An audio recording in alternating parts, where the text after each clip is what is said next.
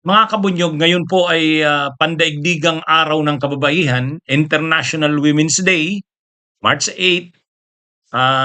Mga kabunyog, ang nakakalungkot nitong nakaraang mga araw, lalo na ngayong araw, kasi nitong nakaraang mga araw, alam nyo, wala pa si Ann Cortez sa Pilipinas.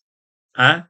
Yung pamilya niya yata naipit nung ng kaguluhan sa giyera ng US, Israel at Iran. Kaya naipit sila nung kanyang pamilya kasama yung kanyang asawa at anak. Ngayon, nung nangyayari yung mga yung pagkakabanggit sa kanya, pambabasto sa kanya ni Congressman Bong Suntay, wala dito si Ann Cortez eh. Kaya nga ang sumasagot, ang nagre-react yung kapatid niya, si Jasmine Cortez Smith at saka yung ina. Pero si Ann Cortez wala pa. Ngayon nandito na si Ann Cortez, naglabas na siya ng statement niya. Ha? Naglabas na ng statement si Ann Cortez.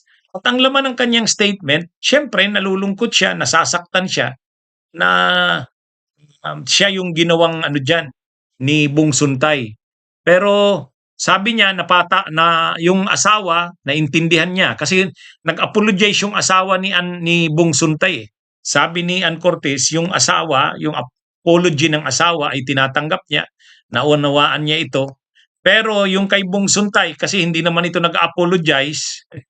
Kung nag-apologize man conditional. Ha? Kumbaga ang sabi kasi ni Bong Suntay, sorry daw kay Ann Cortez pero, ayun, may pero.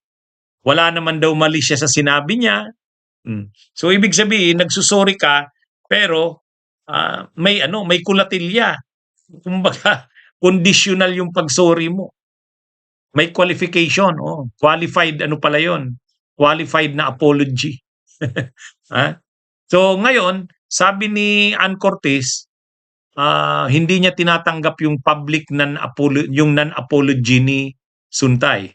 Anyway, ang malungkot dito mga kabunyog, mga kababayan, si Ann Cortez na nga ang naging biktima dito ng pambabastos ni Bong Suntay. Itong mga DDS ngayon, coordinated. Talagang sabay-sabay sila. Ang narrative nila, ang mga post nila ng mga supporters ng Duterte, pinagtatanggol nila si Suntay, binibira nila si Ann Cortez.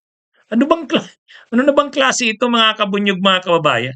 Si Ann Cortez na nga yung biktima ng pambabastos. Si Ann Cortez pa yung binibira ng mga DDS. Sabi ng mga DDS ganito, ay bakit yung mga pictures mo, yung mga daw ni Ann Cortez, halimbawa ang isa dyan, yung DDS vlogger na si Sas Rogando Sasot, sabi nung Sasasot, yung mga pictures mo, yung mga malalaswa mong pictures, ano bang purpose nun? Ay di ba para pag nasaan ka? Tapos ngayon, nung nabanggit na pinagnanasaan ka, dinidesire ka, anuhin mo, magagalit ka. Sa totoo lang mga kabunyog, mga kababayan, napaka nito, kumbaga, si Ann Cortez, ilang araw nang hindi nagsasalita kasi nga naipit pala siya doon sa kaguluhan sa Middle East kasama ng pamilya. Pero ngayon nakabalik na. O ngayon nagsalita na siya. Hindi nga matapang yung salita ni Ann Cortez eh. Ang sabi niya lang, nasasaktan siya na binanggit siya dyan nito ni Bong Suntay. Public official pa naman si Bong Suntay, tapos ganun. Pero yung apology daw nung asawa, na siya, kumbaga tanggap niya yon, naintindihan niya yon, salamat dun sa asawa. Pero kay Bong Suntay, ito, hindi naman daw nag-apologize kaya hindi niya matatanggap. Ang malungkot dito, sa ngayon, ang lahat ng narrative ng mga DDS, si Ann Cortez ang tinitira nila. Si Ann Cortez ang nanahimik nga nung nakaraang mga araw, hindi naman si Ann Cortez ang sumasagot. Siyempre yung kapatid niya, yung Jasmine, kasi nga nasaktan siyempre. Saka yung ina. Ngayon binibira ni Topacio. Tapos ngayon na nandito na si Ann Cortez at nagsalita na, Siyempre, ang laman ng statement ni Ang Cortez, nasasaktan siya. At sana daw, ano na ito, kumbaga, maging ano rin ito sa ano natin na labanan ng yung pambabastos sa kababaihan. Eh ngayon, bigla ang tinitira na ng mga DDS si Ann Curtis na eh. Parang sirang anong klase na ba tayo ngayon? Si Ann Curtis yung biktima, siya yung binastos, pero siya ngayon ang tinitira.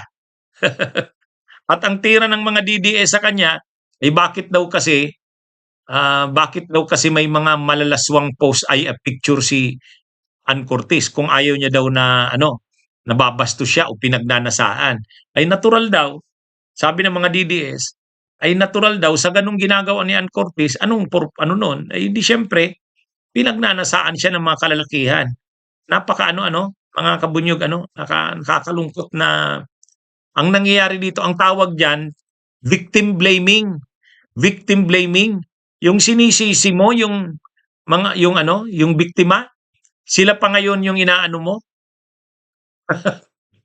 Ha? Kaya pala halimbawa, halimbawa yung nangyaring may ni-rape na isang babae. Tama ba na dahil lang yung babae na yun ay nagdadamit ng sexy? Tama ba na rapein mo yon at sisisihin mo ay kaya ka ni rape dahil ikaw naman kasi nagdadamit ka ng mga sexing damit? Tama ba yung tama ba yung ganon? Parang ah, ah, ano na yata eh. Anong tawag doon? Dispalinghado na ang takbo ng lipunan natin. Mga kabunyog, imaginein mo, si Ann Curtis na yung nabastos. Siya na yung biktima. Tapos siya pa ngayon yung binabas. Pinagtutulong-tulungan ng mga DDS lahat halos ng mga DDS vloggers, mga troll. Ay mga kabunyog, mga kababayan, matindi. Ano yan? Ano ito mga kabunyog? Napakalala na ng nangyayari sa bansa natin. At ano yan matitindi pa ang mga bira kay Ann Curtis. Ngayon pa naman yan na araw ng kababaihan. Ngayon pa naman yan na araw ng kababaihan. Kaya, awan ko, ano na bang nangyari? Kaya tama yung sinabi ni Joel Butuyan doon si Attorney Gilbert Andres doon sa ICC. Nakakreate na sa Pilipinas ng mga mini Dutertes. Ibig sabihin yung takbo ng pag-iisip, Duterte na, bastos. At wala ng mga kumbaga, ibang klase na ang takbo ng mga utak. Nakakalungkot sa bansa natin na naging ganyan na. Ano ito? Parang ganito yan. Totoo naman, kahit naman tayo, ayaw natin, halimbawa, nasa social media, nagpo-post ng mga nakabikini, nagpo-post ng mga malalaswang, yung mga damit na, ayaw natin ng ganun eh. Kahit tayo.